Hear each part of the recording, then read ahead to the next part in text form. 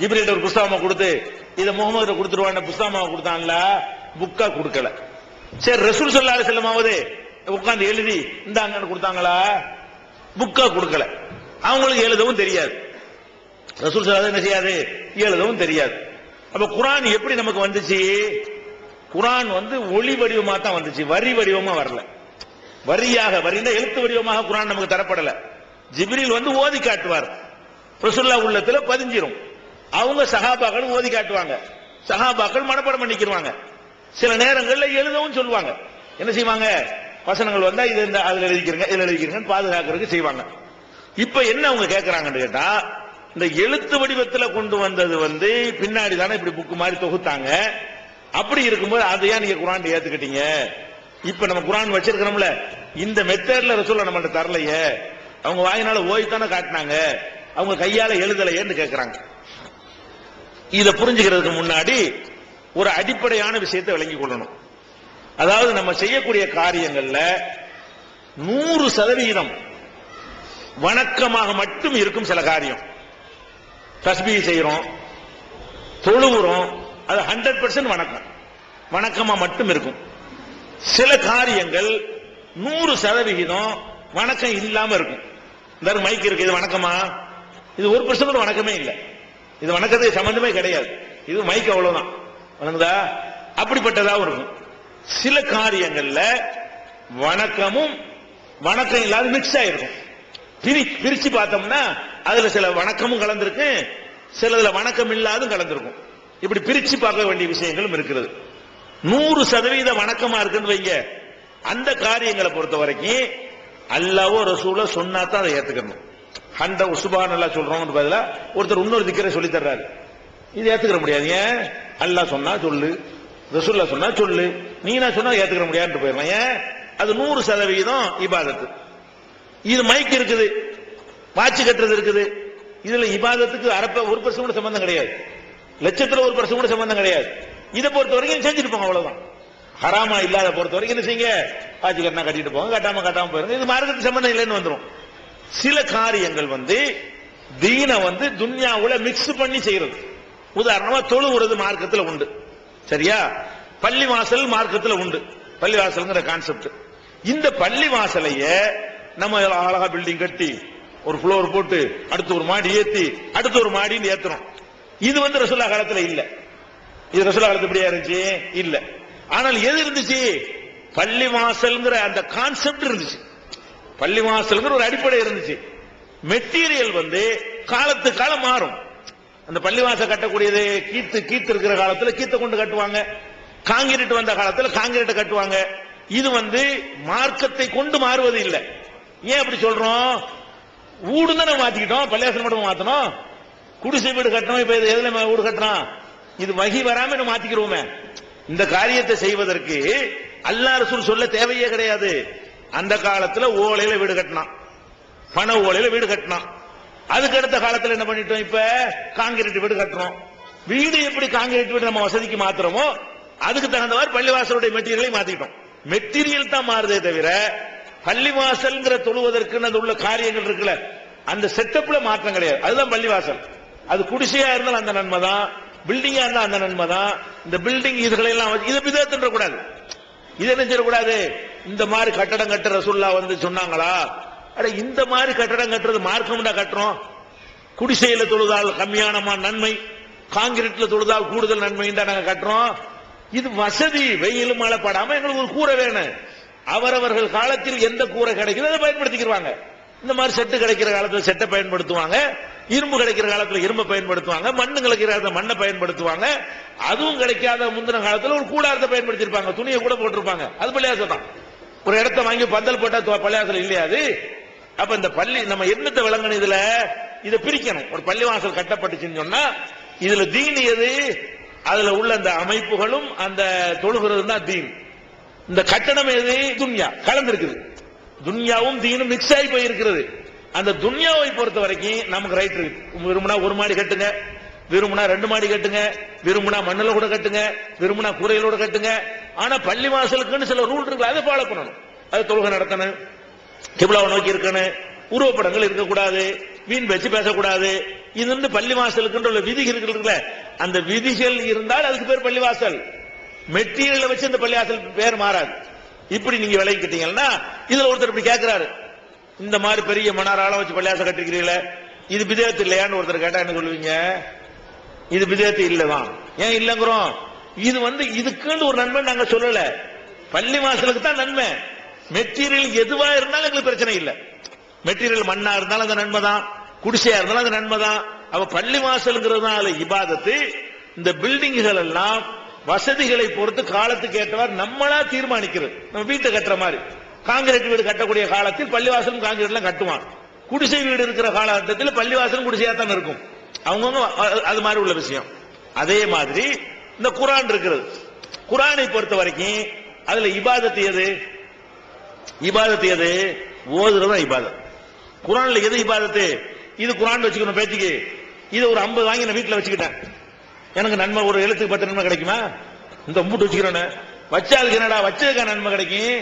வச்சது கிடைக்காது. எது கிடைக்கும்? அல்ஹம்துலில்லாஹி ரப்பில் ஆலமீன் வாயினால நான் சொல்றேன். இப்ப அல்ஹம்துக்கு 50 நன்மை கிடைச்சு போயிடும். அல்ஹம்துல 5 எழுத்து இருக்குல்ல, இல் ஹா இம்துன்னு 5 எழுத்து இருக்கா, ஒரு எழுத்துக்கு 10 நன்மை ஆச்சா? அல்ஹம்துக்கு 5 நன்மை கிடைச்சு 50 நன்மை கிடைச்சு போயிடும். வாயினால சொன்னா 1000 அல்ஹம்து எழுதி அடுக்கி வச்சிருக்கான் ஒருத்தன். அது மாதிரி அல்லாஹ் மல்டிப்ளை பண்ணி கணக்கு பண்ணி தருவான ஒரு நன்மையை தரமாட்டாங்க. அது இபாதத்து கிடையாது. பேப்பரா வைத்துக் கொள்வது இபாதத்து கிடையாது, ஓதுவதுதான் இபாதத். அப்ப குர்ஆனை பொறுத்த வரைக்கும் குர்ஆன்ங்கிறது என்ன நீங்க விளக்கணும். குர்ஆன் எது? அந்த ஓசை தான் குர்ஆன். எந்த அல்ஹம்துலில்லாஹி ரப்பில் ஆலமீன் வாயிலிருந்து சவுண்ட் வருது, அதுதான் குர்ஆன். அப்படித்தான் ஜிப்ரீல் ஓதுனார், அப்படித்தான் ரசூலுல்லாஹ் ஓதுனாங்க, அதுதான் குர்ஆன். அந்த எழுத்து குர்ஆனா? எழுத்து குர்ஆன் கிடையாது. ஏன்? எழுத்துக்கள் வந்து அந்த உச்சரிப்பை காட்டுவதற்கு ஏற்றவாறு காலத்துக்கு காலம் மாற்றிக் கொள்வார்கள். அந்தந்த காலத்தில் அந்த உச்சரிப்பு வர்ற மாதிரி என்ன எழுதுவாங்களோ அது மாதிரி எழுதிக் கொள்வார்கள். புரிஞ்சு கொள்வதாக இருந்தால் அந்த நம்ம அரபி விட்டுருவோம், தமிழுக்கே வருவோம். தமிழ்ல வந்து இப்ப உள்ள தமிழ் எழுத்து நீங்க படிப்பீங்க, புத்தகம்லாம் படிச்சிருக்கீங்க. திருக்குறள் புத்தகத்தை உங்களுக்கு வாசிக்க முடியும். திருக்குறளுடைய ஒரிஜினல் உங்களுக்கு வாசிக்க இயலுமா? வாசிக்க இயலாது. திருக்குறள் பிரதியுடைய வள்ளுவர் எழுதினார்ல, அந்த திருக்குறள் உங்களுக்கு வாசிக்க இயலுமா?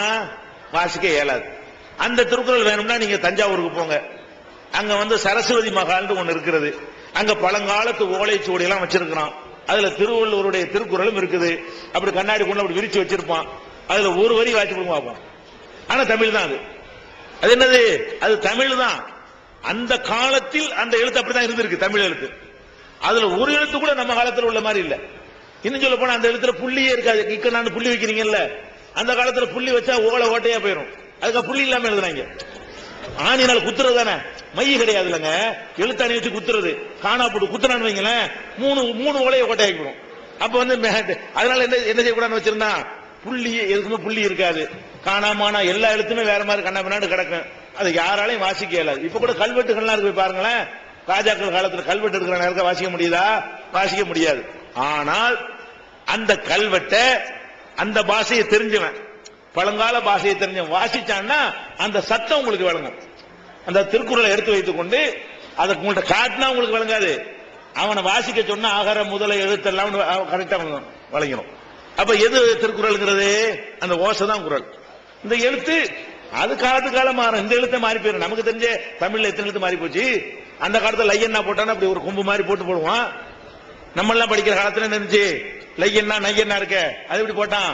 இப்படி ஒரு கேள்விக்குறி மாதிரி ஒண்ணு போட்டு ஒரு நானாவை போடுவான், அதான் நையன்னா.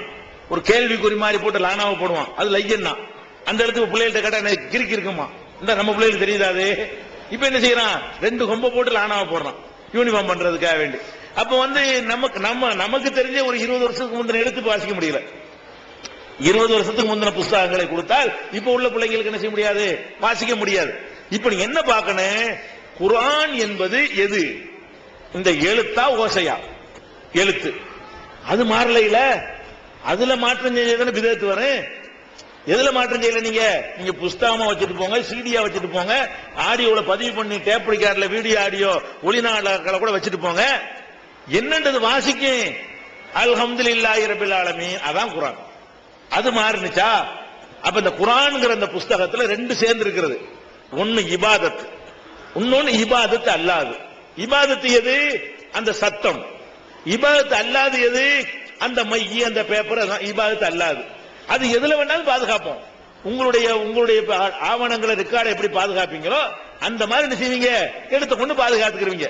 இது அல்லாஹ் ஒரு சொல்ல வேண்டிய தேவையே கிடையாது. எந்த ஒன்றையுமே அவங்கவுங்க வாழுகிற காலத்தில் எப்படி பாதுகாப்பாங்களோ அந்த மாதிரி பாதுகாத்துக் கொள்வார்கள். இப்ப நீங்க என்ன விளங்கணும், குர்ஆன்ல இந்த மாதிரி பேப்பர்ல வச்சு இங்கு வச்சு அடிச்சு இப்படி தர்றது ரசூலுல்லாஹ் சொல்லலாம். ஆனால் அது நாங்க இபாதத்து நாங்க சொல்லல. குர்ஆனை பாதுகாக்கிறதுக்கு இப்படி எழுதி வச்சிருக்கோம். இன்னும் சொல்ல போனா இன்னும் ஒரு 10 வருஷத்துல இதெல்லாம் இல்லாம போயிடும். இல்லாம போயிருமா இல்லையா? 10 வருஷத்துல இதெல்லாம் இருக்காது. இப்ப நீங்க வச்சுக்கிற குர்ஆனே இருக்காது. 25 வருஷத்துக்கு பிறகு இந்த குர்ஆனை ஒருத்தர் வாசிக்கவே தெரியாது. எல்லாம் என்னவா போயிடும், எல்லாம் கம்ப்யூட்டர் யுகமாகி போயிடும். எல்லாம் ஒரு சிப்ல அடங்கி போயிடும். எல்லாம் ஹார்ட் டிஸ்க்ல போட்டு ஸ்கிரீன்ல தான் பார்க்க முடியும். அது ஸ்லேட்டு பேனா இதெல்லாம் எல்லாம் போச்சு.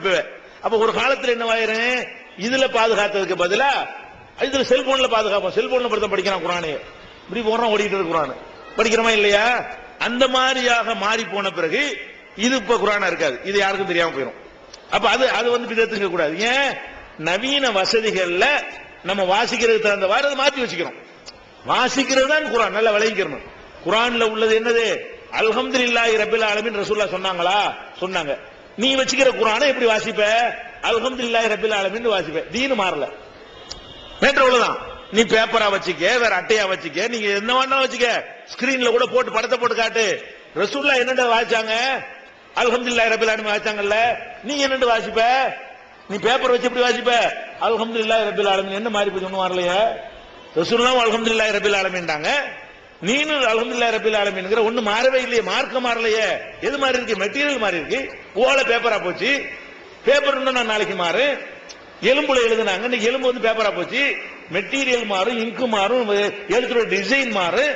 அதெல்லாம் மாறினதுனால இபாதத்துல கை வச்சிட்டோமா நம்ம? இபாதத்தை ஒண்ணும் கூட்டிரல. அதனால பள்ளிவாச கட்டுறது, குர்ஆனை எழுதுறது, அச்சிடுவது, கம்ப்யூட்டர்ல போட்டு பார்க்கிறது, இதெல்லாம் இபாதத்து கிடையாது. இபாதத்துக்கு துணை செய்யக்கூடிய உலக பொருள்கள், இபாதத்துக்கு துணை செய்யக்கூடிய உலக பொருள்கள் தான் மாறி இருக்கே தவிர இபாதத்து என்ன மாறிடுச்சு? அந்த குர்ஆனை அவங்க எப்படி ஓதுனாங்க, நீங்க இந்த குர்ஆனை வேற எப்படி ஓத போறீங்க? ரசூலுல்லாஹ் காலத்து குர்ஆனை எப்படி ஓதுனாங்களோ அப்படித்தானே உங்க குர்ஆனை ஓத போறீங்க. இதான் மேட்ரு. அந்த காலத்துல ஜேர் ஜபர் கிடையாது. அது சஹாபாக்கள் ஜேர் ஜபர் உண்டாக்கல. ரசூலுல்லாஹ் காலத்துலயும் ஜேர் ஜபர் கிடையாது. பல வருடங்கள் 300 வருஷம் வரைக்கும் ஜேர் ஜபர் கிடையாது. 300 வருஷத்துக்கு பிறகுதான் என்ன பண்ணுது, வெளிநாடுகள் அரபு அல்லாத நாடுகளுக்கெல்லாம் இஸ்லாம் போன பிறகு அவங்களுக்கு இலக்கணம் இல்லாம வாசிக்க முடியாதுன்னு சொல்லிட்டு மேல ஒரு கோடு கீழே ஒரு கோடை போட்டு வாசிக்கிறேன்னு உண்டாக்குனாங்க. அதுக்கு தகுந்த மாதிரி குர்ஆனை மாத்தி சஹாபி கூட மாத்தல. இது 300 ஆண்டுக்கு பிறகு மாத்தினாங்க. இந்த எழுத்தை கொண்டு சஹாபிட்ட கொடுத்தா முழிப்பாரு. நம்ம வச்சுக்கிற குர்ஆனை கொடுத்தா என்ன முழிப்பாரு. அவர் வச்சிருந்த குர்ஆன் நம்ம வச்சு பார்த்து நம்ம முழிப்போம். அந்த குர்ஆன் தாஸ்கண்ட்ல இருக்குது. நீங்க நம்ம குர்ஆனுடைய தமிழாக்கத்தை எடுத்து பாருங்க. அதுல இந்த தாஸ்கண்ட் நகரத்தில் உள்ள மூல பிரதியை போட்டிருக்கோம். நம்முடைய தமிழாக்கம் இருக்குல்ல, அதுல லாஸ்ட்ல பாத்தீங்கன்னா இதான் அந்த காலத்தில் உள்ள மூல பிரதியில் ஒரு படத்தை கடை வைப்போம். குர்ஆனை சரளமா ஓத தெரிஞ்சாலு அதுல உள்ள ஒரு வரி உங்களுக்கு வாசிக்க இயலுமா? அந்த எழுத்து இப்ப இல்ல. சஹாபாக்கள் காலத்துல உஸ்மான் காலத்தில் எழுதப்பட்ட எழுத்து இருக்குது, அந்த எழுத்து இப்ப கிடையாது. அந்த எழுத்துல இப்ப எழுதினா உங்களுக்கு வாசிக்க முடியாது, எனக்கும் வாசிக்க முடியாது, யாருக்கும் வாசிக்க முடியாது. அந்த எழுத்த தனியா படிப்பு இருக்குது, பழங்கால எழுத்துக்களுடைய படிப்பு. அதை எவன் படித்திருக்கிறான் அவனுக்கு தான் வாசிக்க முடியும். இல்ல அந்த காலத்துல பிறந்த மக்களுக்கு வாசிக்க முடியும். அதனால இதெல்லாம் சில ஆளுக்கு இப்படிலாம் வச்சுட்டு என்ன செய்யறாங்க, இந்த நவீன சாதனங்களை பயன்படுத்துற கொண்டு வந்து மிக்ஸ் பண்ணிக்கிட்டு இதெல்லாம் செய்யறதுனா நாங்க 3ஆம் பாத்தியா ஓதும் அப்படிங்கிறாங்க. இதுக்கு எதுக்கு மேட்ச் பண்றாங்க? இது ஒண்ணாவுமா? 3ஆம் பாத்தியா 7ஆம் பாத்தியா நீ இபாதத்துன்னு ஓதுற, இதனுடைய நன்மையை எங்க பாப்பாவுக்கு சேர்க்க போறேன், எங்க அத்தாவுக்கு சேர்க்க மார்க்கத்தை மறுமையில் நன்மை கிடைக்கும்னு நினைக்கிற, அதுவும் இது ஒண்ணா? அந்த வித்தியாசம் விலையும் சொல்லணும். அதனால 100% இபாதத்தாக இருந்தால் அதுல அல்லாஹ் ரசூல் சொல்லி இருக்க வேண்டும். 100% இபாதத்து இல்லாமல் இருந்தால் அது நம்ம ஹராம் இல்லாத எந்த காரியம் செஞ்சு கொள்ளலாம். இபாதத்துக்கு துணை செய்யக்கூடிய விஷயங்கள் அதுல கலந்து இருக்குமையானால் ரெண்டா பிரிக்கணும். இதுல இபாதத்து என்ன, துணை செய்யறது என்ன? இபாதத்துல கூட்டக்கூடாது, துணை செய்யறது வசதி போல அமைத்துக் கொள்ளலாம்.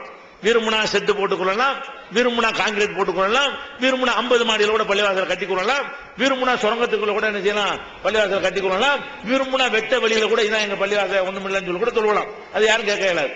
அப்ப இதுதான் இந்த ஒரு நுணுக்கத்தை விளங்காத காரணத்தினாலதான் விதத்துகளை செய்யக்கூடியவர்கள் இது மாதிரி வாதங்களை வைத்து அதை நியாயப்படுத்த பாக்குறாங்க. இதை புரிஞ்சுக்கணும்.